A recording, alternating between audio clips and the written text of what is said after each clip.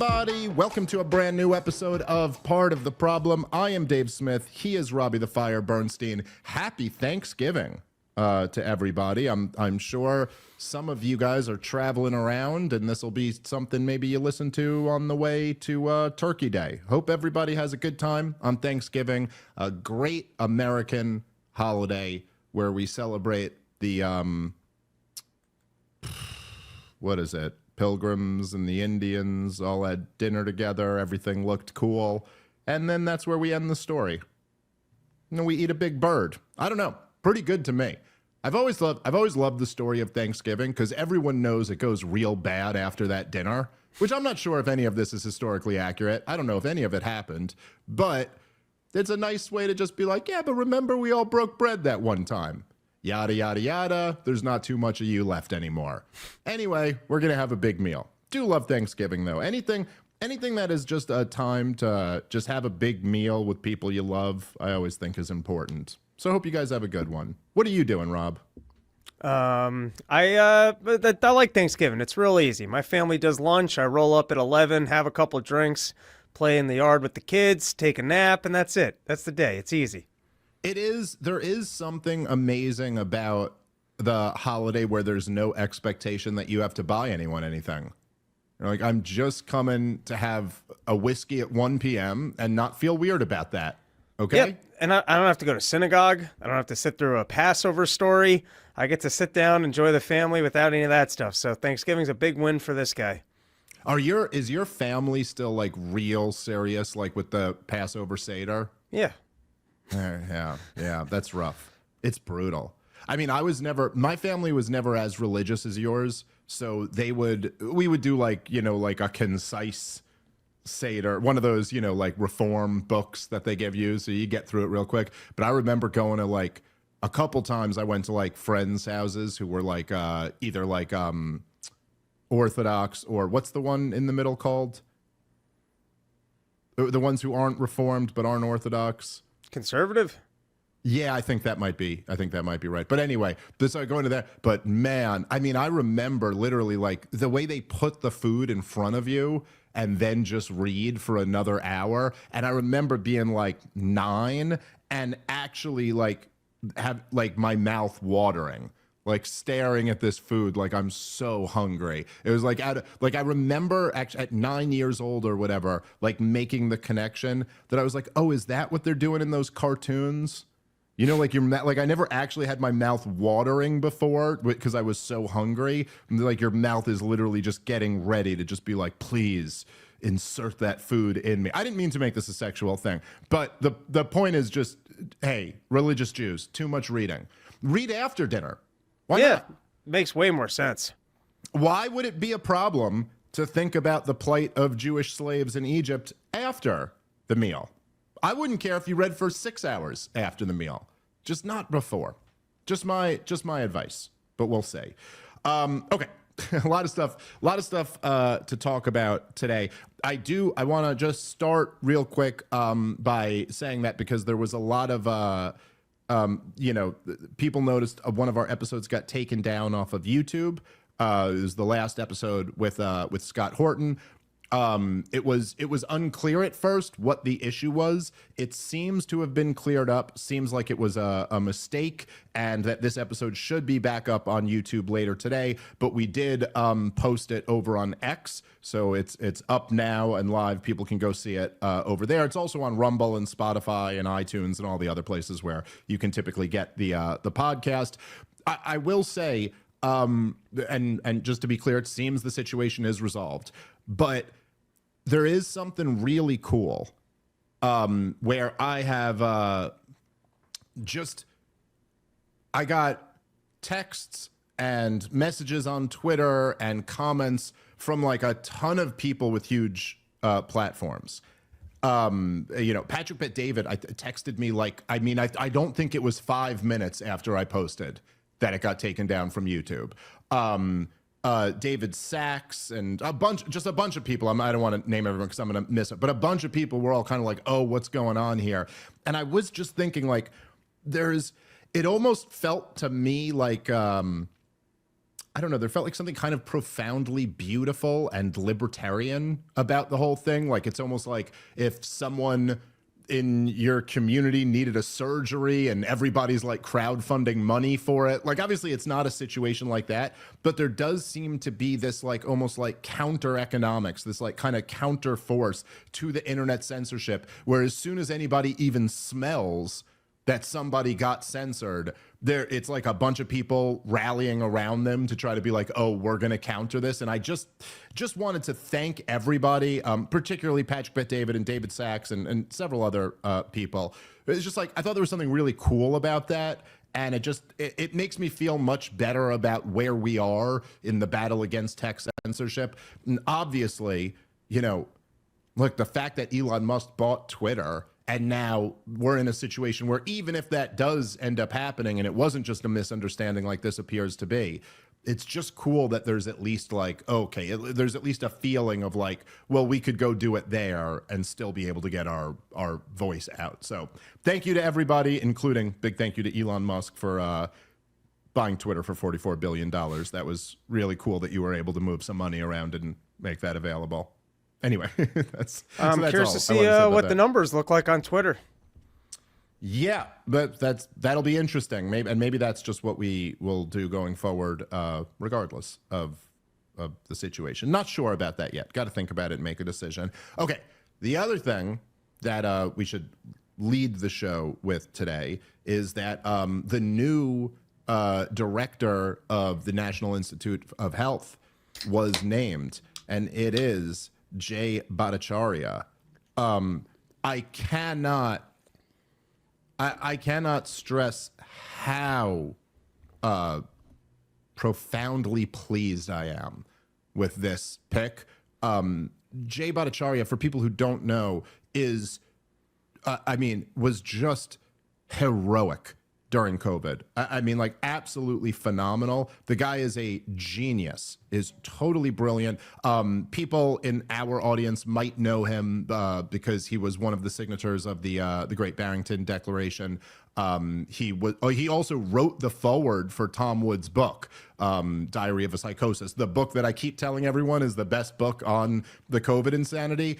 Jay Bhattacharya, the director of the N.I.H, or the next one, hopefully, he wrote the foreword to that book. This guy was one of my best resources through COVID, really helping me understand this stuff. Him and, God, I hope I'm not butchering his name, but Rob Aurora, the two of them did a few like phenomenal podcasts together where Jay Bhattacharya was he's one of these guys who's, he's good at explaining the stuff that we're not smart enough to understand to people like us. But he would go through like a lot of these studies that the COVID lunatics would use as like, see, this is proof that the vaccine saved so many lives. And he would just do a great job of just tearing them down and being like, no, here are the 7 flaws in this study. And this is why this doesn't actually prove anything. And he was just really one of the most important sane voices in an insane time. And the fact that he's got Fauci's old job just warms my heart. I mean, I just can't say enough great things about that. Any thoughts you want to add to that, Rob? It's a very promising flip from what we experienced through the COVID regime and all the censorship that existed during that time, and the possibility of actually educating the public to the degree by which government will lie to you for its own interests. I still think it would be very cleansing to see Fauci prosecuted. I think if we ever get there, he'll suddenly have dementia, and we'll see what we saw with Mueller. I don't think we're going to quite get that. But to see such a massive flip of voices being censored off the internet during the COVID regime, and he wrote the Great Barrington Declaration, which was essentially, from what I remember, we don't have to shut down the country, but it does make sense to protect the elderly. I remember seeing him in, I think, a number of congressional hearings as a, hey, why am I being censored? I'm a Stanford scientist, and I understand these things, and here's some information that they're not giving you. So I think it's very refreshing. I'm sure it's alarming to some of the powers that be to see this massive of a flip of the people that were dangerous to have on the internet to possibly be giving you information now in these actual powerful positions. So it seems listen, I get excited for these storylines. Go after Fauci, put this guy in charge. Let's get all the information about who in the NIH gets payments from what pharmaceutical companies. Let's get the entire who's that other guy at the NIH who I remember once in a congressional hearing just validating that payments are made but made no other statements. Well, wasn't it Fauci who No, admitted it was at one Fauci, and then point? there's another guy. Fauci's someone got else? there's two other like high ups at the NIH, but I can't remember their names right now. Anyways, promising sign of the new administration coming in and maybe actually cleaning up the mess, and definitely seems like a win for free speech. So I like it. Do you remember the moment, which was still up there as one of the most like incredible / infuriating moments of the COVID insanity? But do you remember when Rand Paul, I think it was through a FOIA act, that he had gotten essentially the raw number of how much money was paid out to scientists at the NIH from big pharmaceutical companies? It was something insane. Like, I think it was over $100 million. And he goes to Fauci and he goes, will you like disclose how much money you've made from big pharmaceutical companies? And he's like, we get royalties sometimes. I think one of the checks I got was for $17. And he's like, okay, but that's one. Will you disclose all of them? And then Fauci just straight up goes, well, the law doesn't say that I have to. So if you want to change the law, go ahead. And then you're just like watching it like, yo, you can't even just tell me whether or not you've made like enormous sums of money from the pharmaceutical companies whose product you are pushing. Then he's just essentially like, no, not going to do that.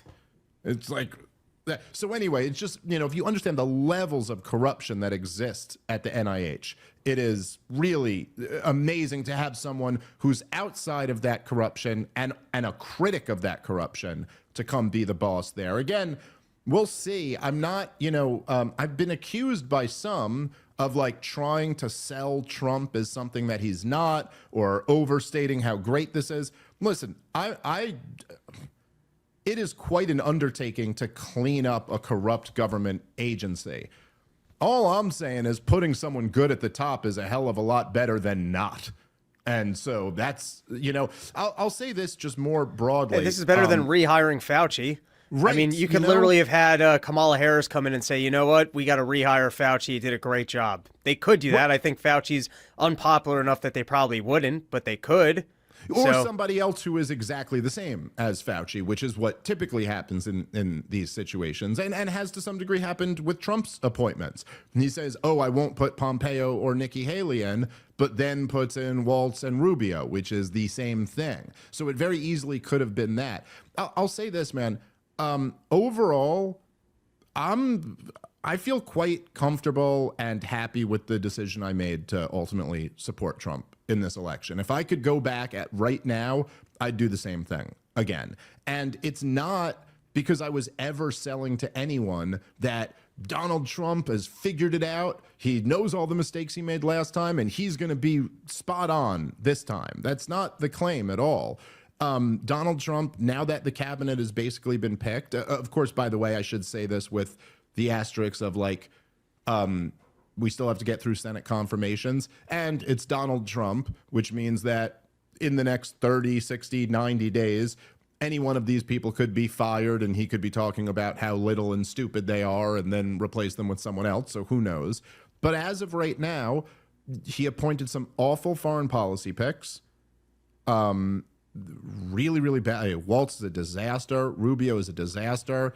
Pete Hegseth is a little bit of a question mark to me. I'm not sure. He's certainly not good on Israel, but he has said some pretty good things on Ukraine. And he has also just said some things over the years that indicate to me that he's a somewhat honest guy who will talk about things that are controversial that normally you're not supposed to speak about.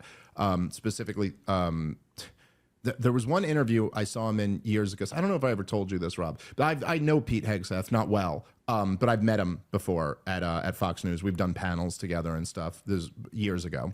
And anyway, I always liked him. He was always a really nice guy. And we've gone and like grabbed a beer after a show together and stuff. And like, I always thought he was a good guy, very smart guy. He There was this one interview that he was on Fox News, and this was years ago. I mean, this might have been 2016 or something like that. And he was, they were talking about Afghanistan and his service in Afghanistan. And he just went off on a whole thing about how the warlords that we're propping up over there in Afghanistan have this habit of raping boys.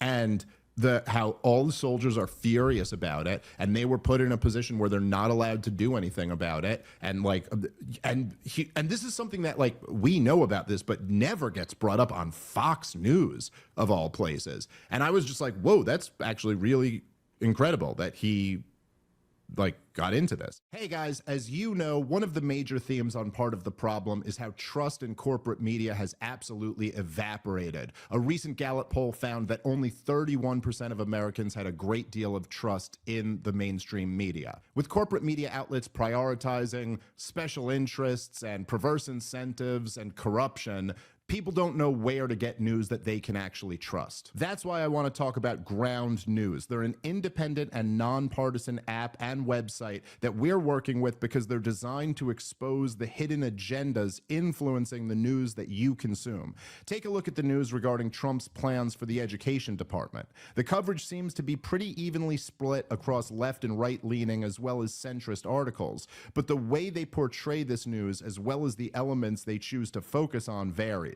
Left-leaning and center sources such as The Independent and Political Wire focus on Trump's choice of Linda McMahon and whether or not she's qualified for the role. However, more right-leaning sources talk more about Trump's interest in dismantling the education department. By using Ground News, you can see other information such as the bias distribution, the level of factuality, which sources are independent news, and more. They're so dedicated to putting the power of how you stay informed back in your control that Ground News created their blind spot feed. This surfaces important stories missing from the right and left media bubbles, helping you understand why each side might benefit from sidestepping certain news. Ground News is great because it's working to help you see through the corporate media bias and find alternative and independent media sources. We can't afford to ignore the bias of the news that we consume that might be shaping how we understand the world. And that's why right now you got to take advantage of Ground News's biggest sale of the year. And you can get that deal by going to ground.news/Dave Smith or scanning the QR code. That's ground.news/Dave Smith, or you can just scan this QR code. Thank you to Ground News for sponsoring today's episode. Let's get back into the show. So anyway, a little bit of a question mark with him. We'll see how that goes. There's been some other bad picks in there, but at least as of right now, getting Tulsi at the Director of National Intelligence, getting Bobby Kennedy as the head of Health and Human Services, and now getting Jay Bhattacharya at the N.I.H. Listen, these are just undeniable wins. And there was only one scenario where we got any wins like this, and that was Donald Trump winning. That's it. If Kamala Harris had won, we get 0 wins. Of course, she's now reduced to being a drunk aunt on the internet. But there's, we get no, and if we had just all voted third party, then we get no wins out of that either. So this is something. And of course, all of that is without mentioning Doge, which is still a big question mark. We don't know exactly how this is going to work. But I will say that if nothing else, having Elon Musk and Vivek Ramaswamy with Ron Paul as an advisor to them, at the very least, they are inserting this most important issue of the size and scope of government, of cutting government spending. They're inserting that back into the public conversation. And again, this just never happens with anyone else. The only reason why we're getting this is because Donald Trump won. Would it be better if Ron Paul had won and a supermajority of the American people had embraced liberty and rejected statism? Yes, that would be better. That option was not on the table. Would it have been better if a Ron Paul-like figure had run on the Libertarian Party and lost, but gotten 4 or 5 million votes and really started a huge conversation and really opened up a lot of people's eyes to the view of individual human liberty and laissez-faire free markets and non-interventionist foreign policy, would that have been better? If that happened and then Kamala Harris won, debatably. Like, debatably, maybe, I really don't know. Maybe that would have ultimately been better. But that wasn't in the cards either, because we didn't have a libertarian candidate who was capable of doing that. So in this scenario, this just seems like the undeniable, the right way to play it. That's how I feel looking back at it. Anyway, I am it was very, very nice to get another excellent pick. Another excellent one. Not just like a decent one. This one was really excellent. Jay Bhattacharya and Bobby Kennedy in there. Yeah, man, this is it's shaping up in a weird way to be the closest we could have really possibly imagined of a repudiation of the COVID insanity. And obviously, Donald Trump has a lot of blood on his hands about that. I mean, he did a very bad job in 2020, but at the same time, given the options that we had, I don't know who else was going to pick Bobby Kennedy and Jay Bhattacharya. It's a promising start. And it does seem like Donald Trump can be fairly influenced by who is around him. I think that's what happened with the Syria war with Rand Paul. Rand Paul was able to get his ear and talk him back from that. This was the last time he was president. But I think Bobby Kennedy being in there certainly influenced this pick. And so it's nice to see that some of the better names that have made his way into the administration are, influencing some better picks. Yeah. No, 100%.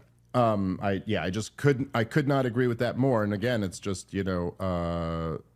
this is, I mean, look, it kind of can't be overstated that just imagine 2 years ago, I had suggested to you, Rob, that Bobby Kennedy was going to be the head of HHS and Jay Bhattacharya was going to be the head of the N.I.H. You'd have been like, wait, what world are we living in here? Like, did we win the presidency? Like that? These are literally what our picks for these positions would have been. I mean, Bobby Kennedy wrote a book during the most censored period ever about how Dr. Fauci's actually a mass murderer. Yeah, that's right. And it seems, and again, I made this point. I did a Twitter Spaces where I was arguing with some libertarians who didn't, agree with me supporting Donald Trump, and a bunch of them go. This is a real problem libertarians have, but a bunch of them go. They go, well, Bobby Kennedy's not a libertarian, and you're like, yeah, obviously. But by the way, half of you motherfuckers fell for this shit. Half of you guys weren't even good on this when it mattered, including the National Party at the time. And so Bobby Kennedy was. That's more important to me than some ideological purity test or something like that. It's like, oh, we actually got that guy. And also, the other thing I'll say about Bobby, and this is from someone who, look, I had him on the show, and we really argued pretty intensely with each other, and I was highly critical of him on his positions toward Israel. And again, I stand by that because I think he was bad on that stuff. But Bobby Kennedy, talk about a guy who had it made. You know what I mean? Just had look, I don't want to say he has life on easy mode, because all of us have our problems. Obviously, he's had a pretty serious neurological issue and doesn't have a voice. I have worms inside my head. Listen, I'm not they talk to me. That's a real struggle. Okay. So I'm not trying to downplay that. And of course he's had which he's been quite open about, substance addiction. I love issues. heroin. Right. We love Bobby Kennedy here. Okay. But so he's had these, but I'm just saying he's a member of what is as close to a royal family in the United States of America as you get. He's married to a beloved Hollywood actress. He is a guy who is in all of the exclusive cocktail parties and in that scene. And he made himself a pariah in that world to stand up and talk about what he wanted to talk about. that's just undeniably impressive and courageous. And so, like, okay, that's one of the things that gets me excited, because that's a real test of, like, do you have principles? Are you willing to stand up for something when it's very difficult and will cost you tangible, things in order to do this? And he's a guy who's done that. That's impressive to me, and it makes me think this is a guy who might actually do the right thing when there's real stakes involved. All right, and I'm just gonna throw something crazy into the world, because sometimes that's what you have to do. But there's been chatter that they're going to change up the press room and potentially remove access from some mainstream media organizations and allow access for new media. And Dave Smith, I think you should pull some strings and get me in that room. Let me be the DC correspondent. Go down there midweek. We'll write up some questions. We'll do it maybe Stuttering John style. I won't always take the administration side, but until I get thrown out of that room, let's have a little fun. So yeah, it's really great. Rob Bernstein, POTP. I've noticed it's a lot less gay in here than it was last year. What'd you guys do with all the gays? Oh yeah, no, we could do. We'll make some stuff happen. We'll see. Listen, there's some possibilities in this brave new world that we're living in, and we're gonna try to maximize the entertainment and the truth that comes out of all of it. Okay. Will the new panel consider hanging Dr. Fauci? I brought some medieval torture devices with me that I'd like to be considered. If I could, it's my time. Excuse me, the president called on me. Please don't interrupt. All right, guys, let's take a moment and thank our sponsor for today's show, which is Sheath Underwear. Everybody knows I've been raving about Sheath Underwear for many years now. Sheath uses moisture-wicking technology to create underwear that keeps everything breathable and incredibly comfortable for you downstairs. They're just it's a game changer, I'll tell you. As soon as I got my first pair of Sheath Underwear, and I'll be honest, I was a little skeptical about the dual pouch technology, but I can't live without it now. You just feel like $1 million when you put a pair of them on. Plus, this company is run by great people, and they've been supporting our show for many years. So if you want to support our show, make sure to go support our sponsors. And while you're at it, get yourself the best pair of boxer briefs you will ever own. And you do that by going to sheathunderwear.com, and make sure to use the promo code PROBLEM for 20% off your order. They ship anywhere in the world. Sheathunderwear.com, promo code PROBLEM for 20% off. All right, let's get back into the show. Okay, so let's move on, because I did assure some people that I would deal with this on today's episode. So for those of you guys who follow me on Twitter, I've been in a bit of a Twitter feud with this fellow named James Lindsay. This, by the way, well, let me just say, because I saw, James, he's been tweeting some insulting stuff at me, and I did see just before I started here that he tweeted that he would never debate me because the bridge has been burned, and he only debates people he respects, and he no longer respects me, which is a awfully convenient view. But I think probably if I was James Lindsay, that's a wise choice on his part. So for the record, me and Lindsay we never were friends or anything like that, but we were cool. We followed each other on Twitter, and we had messaged back and forth a few times over the years. The beef started because when I was on Tucker Carlson's show last, I think it was the last time I was on, I had said something about how I thought it was stupid that Donald Trump kept referring to Kamala Harris as a communist. That's essentially where it started. James Lindsay took offense to this and started rambling about how I don't know what I'm talking about, and I haven't done the research and all of this stuff.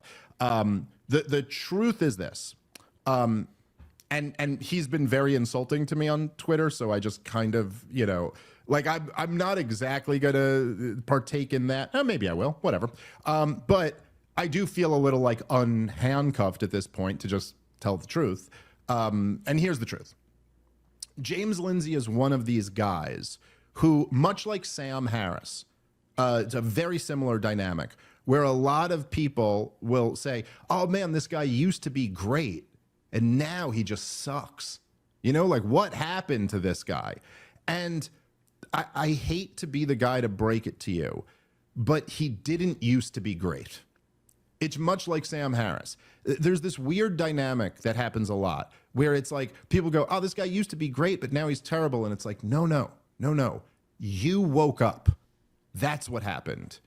You woke up and now you recognize how bad he is now, but he was always this bad. This is the truth. James Lindsay was a novelty act. He was fun. If you guys don't remember, he kind of burst onto the scene by trolling like woke college journals.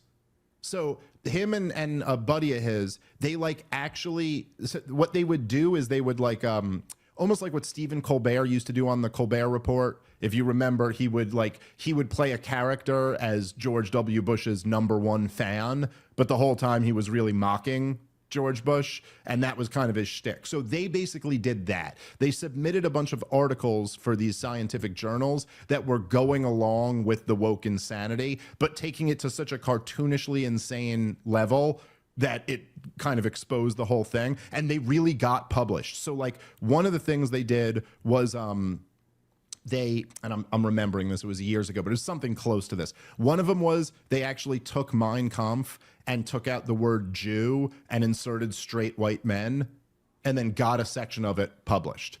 That's pretty great. Like because these woke college professors will actually sign off on that. And so, and then one of them was that they studied the habits of dogs at dog parks and talked about rape culture amongst dogs. And like this actually important research. Yes, they got these things published. So it was great. It was a lot of fun. It's like you're trolling these dummies, and it was great. So that stuff he was good at, and then it was fun. The problem is that he was good at trolling this retarded nonsense, but his work is garbage. Just absolute garbage. It's just all terrible. It's all just nonsense theories about how Maoism took over the United States of America, and he can't back it up at all. And then he's gone hard in on this woke right narrative, the stuff that we've responded to Konstantin Kisin on before. And anyway, so he got very offended that I kind of poked holes in his dumb shit. And I wasn't even talking about him.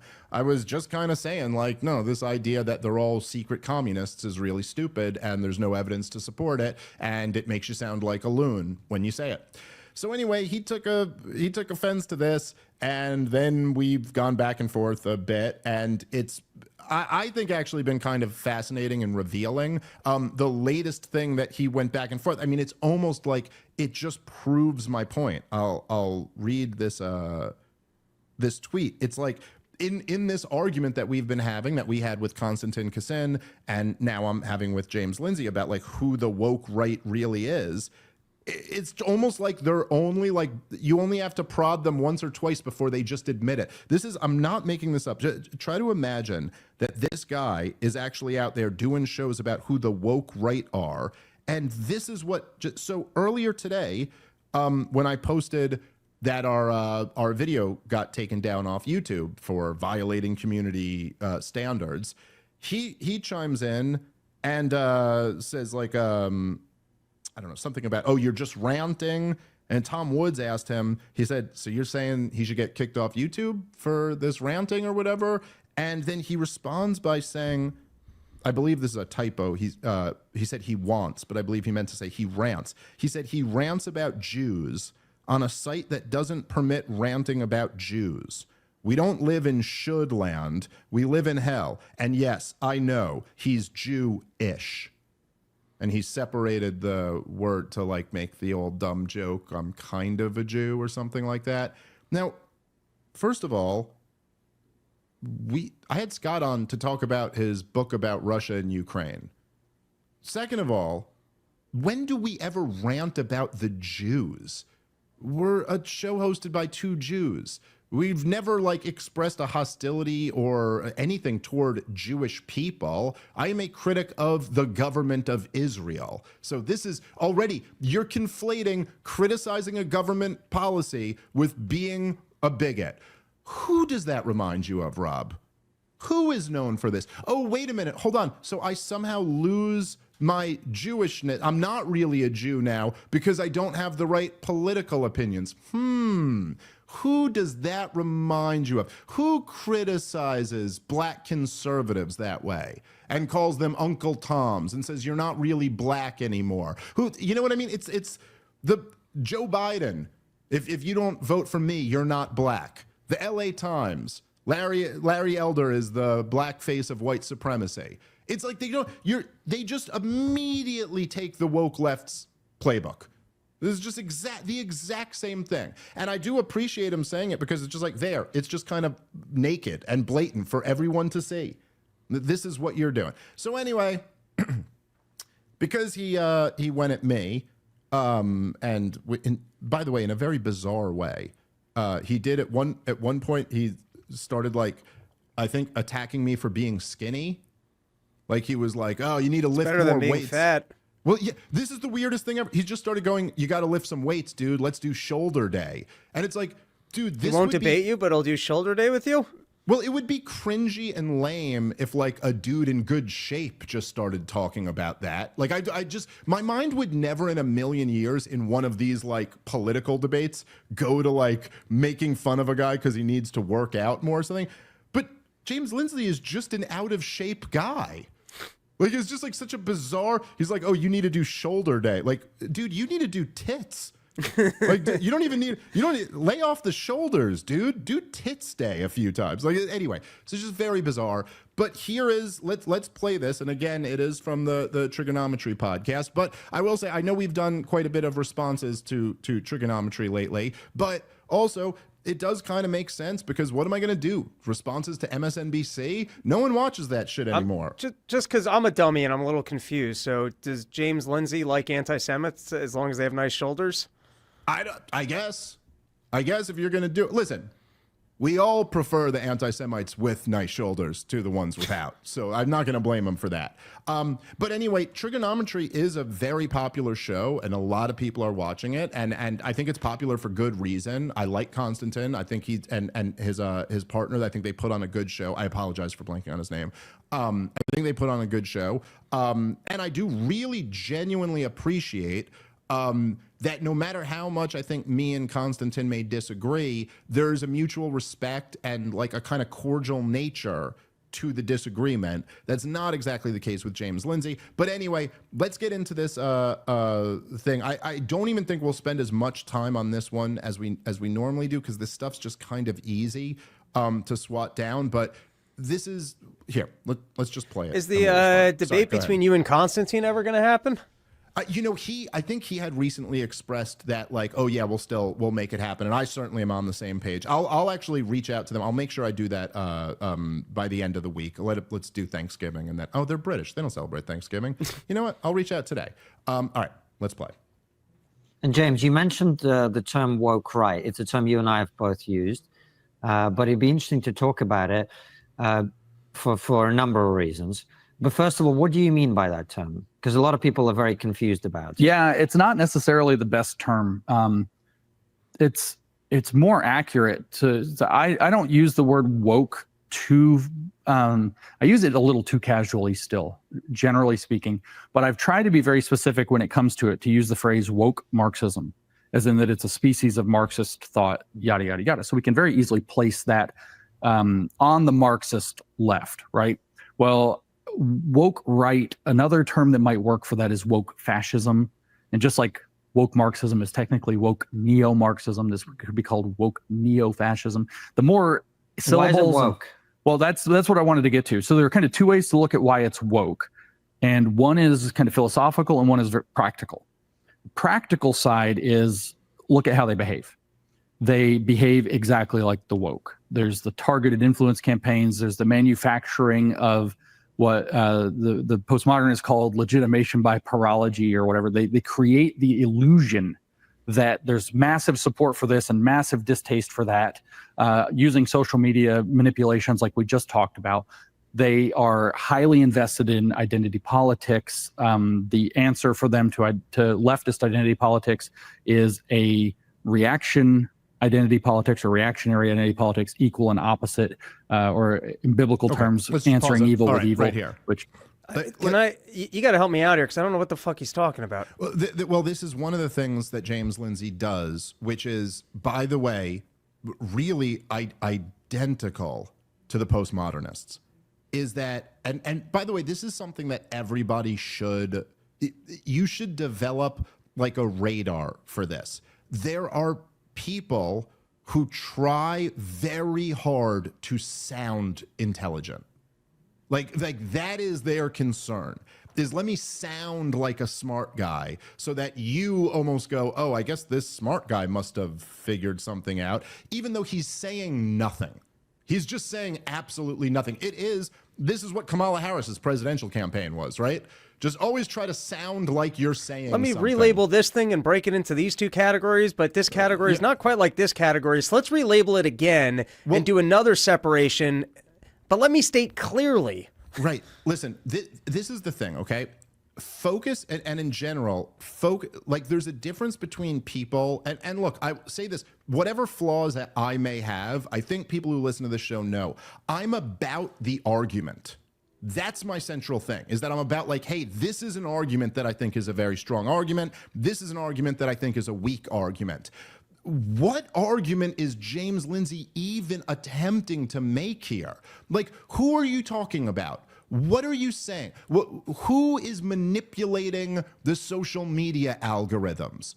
Who is faking that they have support that they don't really have? You know, Konstantin, to his credit at least, when he was talking about the woke right, he named some people. He named Tucker Carlson and Candace Owens, I think Daryl Cooper, I can't remember who else, but he named some people, okay? So then you can actually, are Tucker Carlson and Candace Owens manipulating social media to give the impression that they're popular when they're really not? Good luck. If that's your argument, good luck winning that argument. Oh, but you won't actually make that because you don't really have an argument. And then, of course, he goes to this claim of identity politics. Well, there is no way in hell that you can say Tucker Carlson is guilty of playing identity politics. This just makes no sense at all. His entire thing has always been that he hates racialist collectivism on any side. And he just does not like that. That has always been his position.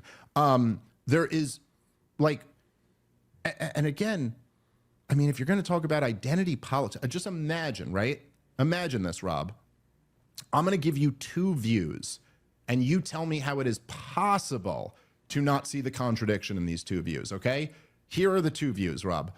I am opposed to identity politics. That's view number one. Number two, I support Zionism. Tell me how you can possibly hold those two views and not see the obvious contradiction.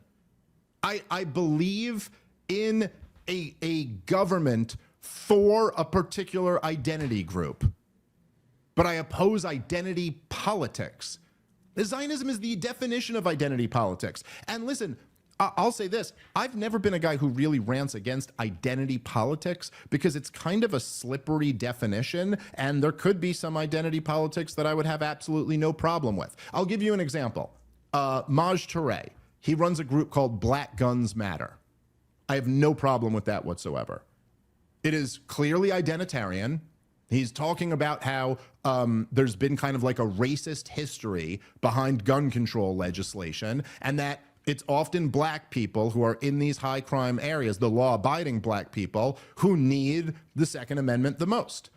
Now, that is identitarian, but it's also just fighting for gun rights and for getting government out of the way of people's right to defend themselves. So I have no problem with that at all. And I don't even, in theory, have a problem with Zionism. I don't have a problem with if there's a group of Jewish people who want to start a society together and they want it to be explicitly for Jewish people. I'd have no problem with that. Listen, if Jews had, say, purchased the land legitimately from Arabs and not violated the natural rights of the Arab population there, I wouldn't really have a problem with it. However, if you're going to support Zionism, don't give me this BS about how you're against identity politics. That just doesn't make any sense, okay? Like, I imagine, Rob, you would agree with me too, right? That if there was a group of, say, black nationalists or white nationalists or Jewish nationalists or Italian nationalists or whatever, and they wanted to, by peaceful means, voluntarily purchase some land and go live as they please on that land, me and you have no problem with that. I mean, you know, do you? Now, we don't necessarily want to join your group, but like you have a right to do that. But don't do that and tell me you're against identity politics, because that's what it is. You're an identitarian. Like, okay, fine. Anyway, so again, it's just throughout this entire argument about the woke right, it's like, stop doing this like gish gallop nonsense. Give me very clear what your principles are, and then apply them equally to all of these different groups. Because again, you're like just today, James Lindsay is attacking me on identitarian grounds, that I'm Jewish because I rant against the Jews. You're the identitarian, dude, not us. All right, let's keep playing. The Bible says not to do, by the way, very specifically. And so there's this, you know, grievance, identity, everything's bad for white Christian men, straight white Christian men. We're the oppressed minority under this. There's an ideology, and this kind of bleeds into the philosophical idea, but we'll get more specific with that in a second. There's this kind of belief that there's this ruling class that's erected an ideology to marginalize people like them that sounds very much like woke, except instead of saying that it's like the white people the white ruling class created white supremacy to marginalize people of color, especially black and indigenous, and their ways of knowing from getting inside. The woke right or the woke fascist side says instead that following World War II, on the back of Hitler and the idea of never again, there was erected a post-war liberal consensus. Starting in the 1940s, immediately, starting in 1945, the creation of the United Nations was part of this. The signing on to the United Nations was part of this. They assigned Bill Buckley, to having done a route to drive the true conservatives to the margins so that a false post-war liberal consensus conservative movement could rise up, the neocons, and hold them out. So the neocons become this kind of hegemonic force within the conservative faction that edges out so-called true conservatism and these more dangerous, so to speak, ideas like fascist ideas, like Carl Schmitt's ideas about unbound executives and friend-enemy politics and so on, that these ideas all had to be pushed to the side on the pretext that World War II or a Adolf Hitler can never rise again. And so therefore, the true conservatives who represented conservative politics and kept at bay the beast of the left, which they say is that the right's true function is to keep at bay the left. In other words, to have a war, right versus left, with everybody in the middle, I guess, taking fire in the crossfire. But they believe that this post-war liberal consensus in the neoconservative movement literally was designed to marginalize their perspectives and to keep these other more radical right-wing ideas out of play. Okay, so this is a very woke way of thinking about. Let's pause it here. It says this is a very woke way of thinking. All right, so God, I mean, does he just say nothing and make no argument while trying to sound smart? And it doesn't come off as very intelligent. If you're going to say that the characteristics that make them the woke right is that there's grievance politics. There's a grievance here. I would certainly concede that anytime, no matter what your political bent is, there's always a danger of falling into kind of like a victim ideology or victim mentality. This can happen if you think that the system is against white people, or if you think the system is against black people, or the system is against gay people. This can happen to libertarians who just blame the government for why their own life is a problem. Like, any group could be susceptible to this. Maybe even the right wing who blindly supports Israel. I mean, I have heard them mention a couple times anti-Semitism. I have heard them mention Jews as a victim group a time or two. Just saying. But again, that means nothing. That absolutely, this just means nothing, because if you're just going to say what's similar to the woke left and the woke right is they have grievances, well, then that describes all politics. Every political group has grievances. There's never been one that didn't. That's kind of central to any political worldview. So then the actual question, like what an actual intelligent argument would sound like, is listen to the grievances and see if they're legitimate or not. Okay? And like, yes, I'm sorry, but like DEI, affirmative action type shit, has been the law of the land. There is discrimination under the law against a certain group. And so if they're coming up and saying, hey, we have a real issue with this, well, look, obviously, if they're blaming all of their problems in their personal life on it, that is unhealthy, and that's not a good mentality to have. But you can't just say if they have a grievance, therefore they're the woke. You know, like the critical theory type guys, critical race theory, stuff like that, they have this insane worldview that everything can be reduced to oppression in one form or another. Everything is oppressor versus oppressed, right? And this is what you see in kind of the dominant culture, say, on college campuses. Everything has to be viewed through that lens. So it's whites versus blacks, or straights versus gays, or men versus women, or cis versus trans. Everything has to be seen through that lens. Now, that is stupid. It doesn't make sense to view the entire world that way, okay? And obviously, you can just throw lots of real life examples into that and just go like, okay, so you're telling me that, like, by definition, some straight white cis, whatever made up words they have, some straight white guy in Appalachia is privileged and Barack Obama's girls are victims? Oh yeah, right. There's lots of other factors involved. And in fact, lots of relationships can be mutually beneficial and nobody's being oppressed. Okay, so viewing everything through the lens of oppressor versus oppressed is stupid. However, if anyone ever points out that any group of people is oppressed, for your response to be, oh, that's just like the woke left, that is equally stupid.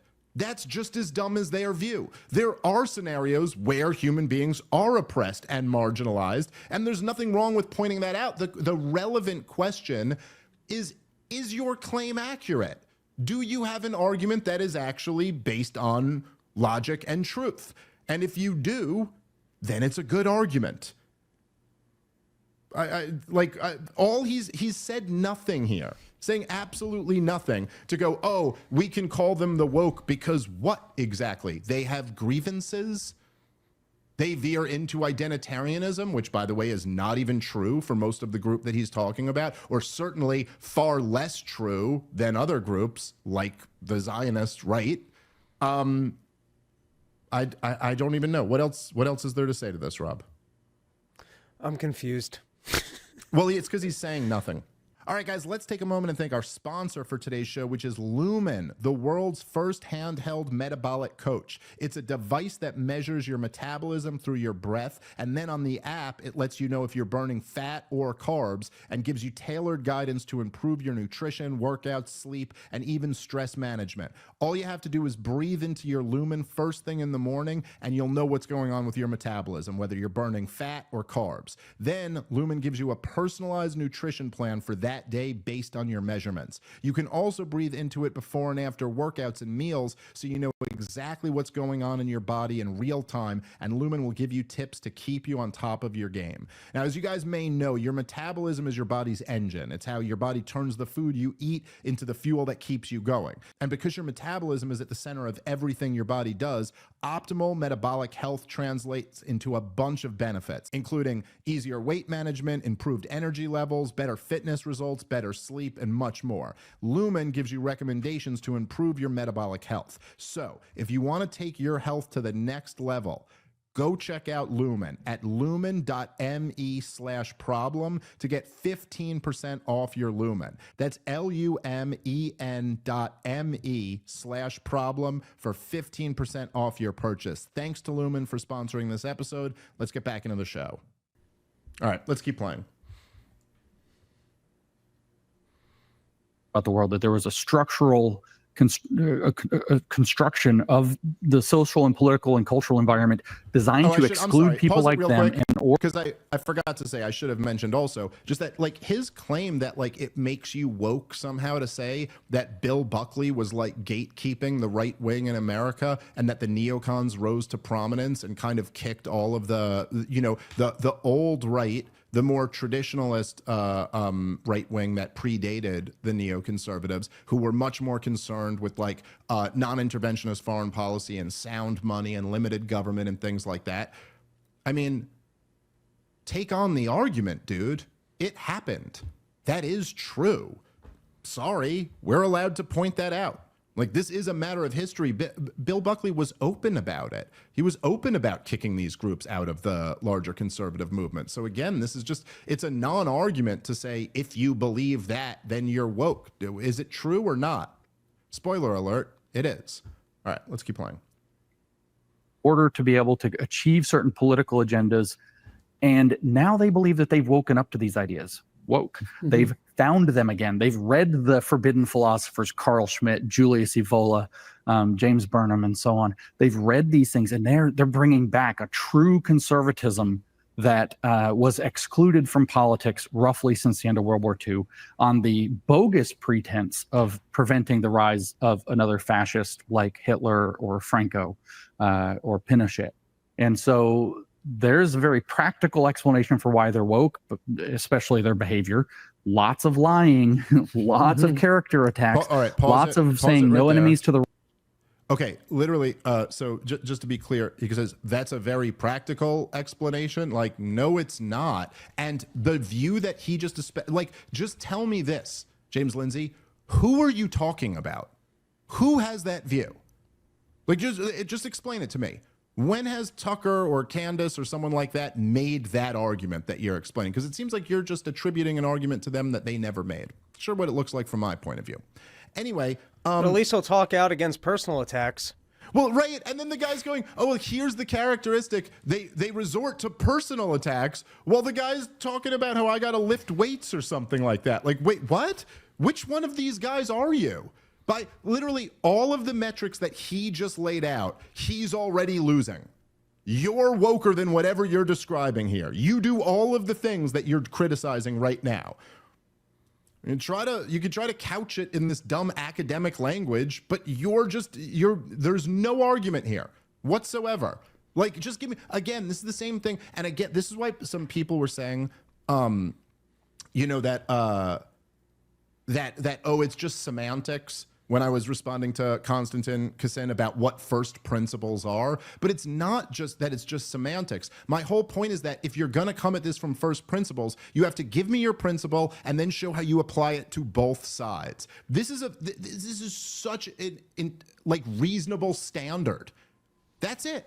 If you want to say one side is woke compared to the other side, then the argument should look something like, okay, well, this side engages in accusations of bigotry whenever you make an argument against their position. This side is trying to cancel people. This side is trying to claim that they're in a dangerous environment and therefore they feel threatened and therefore your words are actually violence. Okay, right? Like, that's my argument, essentially. Look at that standard of what we all object to on the woke and tell me who that fits more.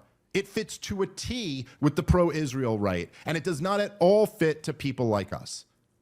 Okay, that's what an argument looks like. That's what applying an objective standard to different groups looks like. Okay, with Israel and Palestine, we're going to say that whatever, you know, it's wrong to kill innocent people or something like that. Okay, who's killed more innocent people? You know what I mean? Like, tell me your moral standard, and then let's apply this to both sides, and then let's have an honest dialogue about it. But this, you just get to say, well, and they resort to personal insults. Well, you do the exact same thing.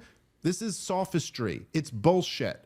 It's garbage. Much like all of James Lindsay's work, this is garbage. All right, let's keep playing. Right, but they don't actually even attack the left that's their enemy, so to speak, at all. They only attack other conservatives. Lots of power plays, lots of manipulative... Pause it right there, Natalie. Okay, so at least for once, between all of this nonsense rambling, James gave us an objective standard. Okay. They don't attack the left. They only attack the right and other conservatives. Who does that apply to? Who? Can anybody with a straight face tell me that we don't attack the left? Can anybody tell me that Tucker Carlson does not attack the left? That Kansas Owens does not attack the left? Do you think Darryl Cooper does not attack the left? Please make that argument. Geez, I wonder why this guy doesn't want to debate me on this topic. Oh, it's probably because the bridge has been burned. I mean, take that debate somewhere and see how you could do with that. It's not even, because the thing about it is that he finally snuck in an objective claim. You know what I mean? But it's so obviously wrong. It's so obviously bullshit. That's not true. None of those people, there's nobody you could think of. I mean, please tell me the person who is on the woke right who never goes at the left and only attacks fellow conservatives. And then, of course, the other point is that it makes sense to attack other conservatives sometimes. Why wouldn't you? Why would you avoid attacking your, team or your camp? It would seem that if other people who identify as a similar thing to you are getting it all wrong, it would make a lot of sense to be critical of them. I'm not sure I'm seeing the argument here. All right, let's keep playing. Speech. And then there's the philosophical, deeper aspect. Why woke? What does woke mean? Woke up to a structural politics that marginalizes people like me. And we need to band together in solidarity, no enemies to the right, in order to be able to create a powerful enough oppressed coalition to flip over the power structure by putting ourselves at the center and claiming power for ourselves. This is explicitly woke. Pause Having it right a critical there. conscience. I just want, this is exactly like why you got to play these type of videos, why it's worth responding to them. I want all of you guys to just honestly take a minute and think about how dumb this is. This is why I say his work is garbage, because it really is truly awful. I mean, imagine saying that here's the similarity. This is why they get to be called woke, because their political view is that they woke up to the truth. And they want to put themselves in the powerful position. That just describes every political view. There's nothing about that is unique to wokeism or critical theory or postmodernism or the anti-Zionist right wing or the pro-Zionist right wing or the moderate liberals or the far lefties or any political view. That is one of the features of them. We feel like we woke up to what's really going on. And we'd like to put the people who we like into political office.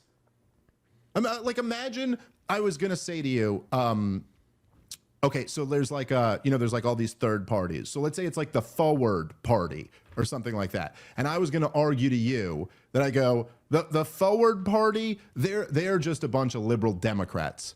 That's all that party is. And you were like, by the way, I don't even know what the Forward Party stands for, so I'm just using an example, right? But and then you were to say, no, I don't really think they're liberal Democrats. They stand for a whole bunch of things that liberal Democrats don't stand for.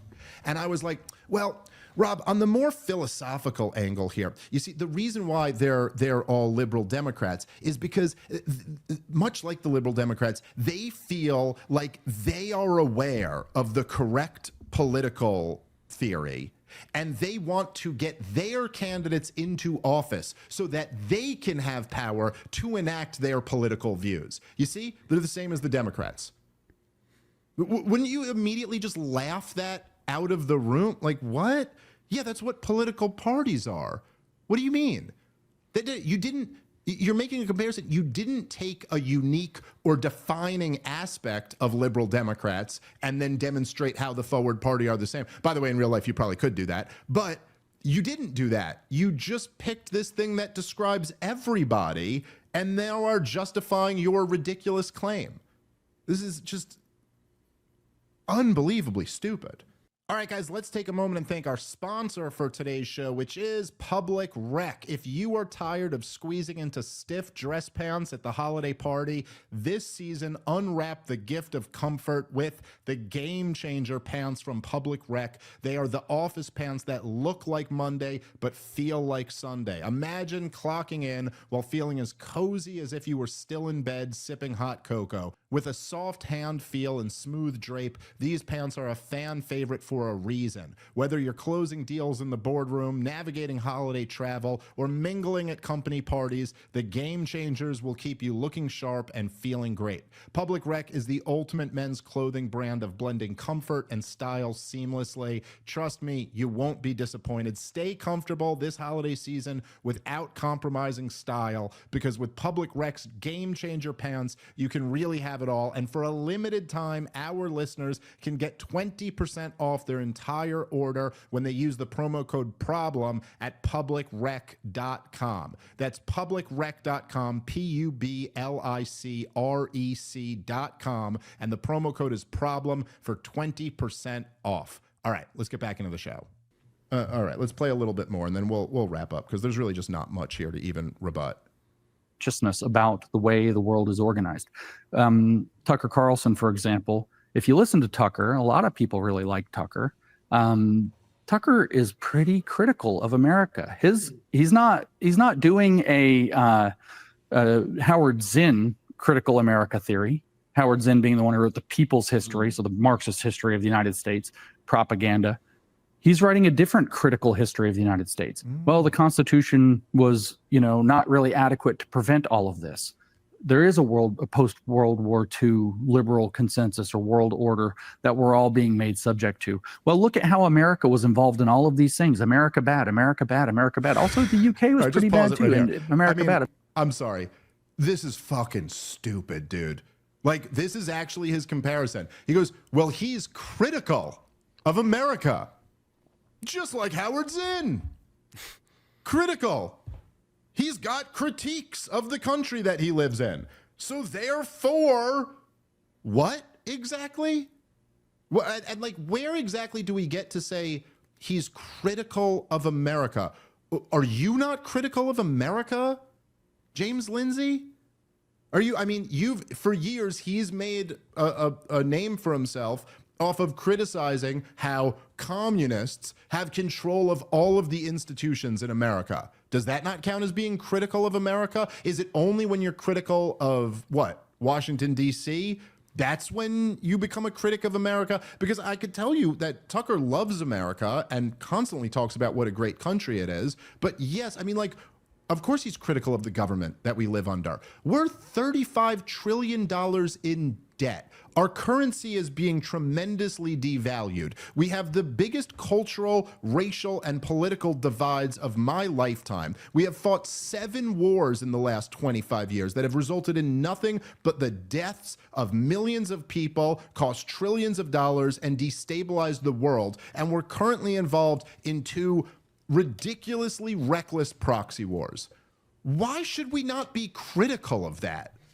What exactly does that mean? Again, an actual argument that wasn't garbage or wasn't sophistry would be something like, Tucker is critical of this, but he gets it wrong. James is not even attempting to do any of that. He's just saying, you criticize America, they criticize America. Therefore, you're just like them. Well, maybe their criticisms are stupid and these criticisms are smart. That's possible too. Like, this is mind-numbingly stupid. And of course, he's couching it in this kind of like, he's saying it with an air of intellectual superiority, but he has nothing. There is no argument here. Yes, he's critical of America. And then again, like, the idea that, and they have this idea that there was a post-war consensus. This is not an idea that Tucker Carlson made up. This is something that everybody acknowledges as just an objectively factual historical truth. This happened. By the way, all these terms like they have the New World Order or the liberal consensus or any of these terms, hegemony, and any of these things. These are the terms that they use. You understand that, right? None of these terms were invented by Alex Jones. This is what the New World Order was, a term that Henry Kissinger and George H.W. Bush used to use. Liberal consensus is a term that Charles Crowdenhammer and Bill Kristol and all of them use. This isn't Benevolent hegemony is what I think, who is that? Paul Wolfowitz, I believe, called it. So this isn't something that the critics use. This is something that the people who were instrumental in these policies describe them as. And yes, they are true. There is a post-war foreign policy order, and that has involved America being essentially the global empire. That's just a fact. Again, like it's like when the Soviet Union collapsed, the unipolar moment, that term was coined by Charles Krauthammer. It wasn't us. We didn't make that up. But yes, we are critics of that. But there I go again. I'm a critic, so I guess I'm woke. That's essentially what it all boils down to. All right, so I don't know. I usually end these things by saying I'm open to a debate or a discussion. Obviously, Lindsay has already said he doesn't want to do that. But so, Lynn, I guess let this just be the nail in the coffin. That shit is really, really stupid. There is no argument there, no coherent one. But I would love more than anything else for somebody to try to debate that position against me. I'd be interested to see how that goes. All right, we got to wrap up there. Happy Thanksgiving, everybody. Happy Thanksgiving to you, Rob, and to you, Natalie. And thank you to everybody. I'm thankful for our wonderful audience that we have who's been so supportive of this show. Hope you guys have a good one. Enjoy some time off work and some time with family. Catch you next time. Peace.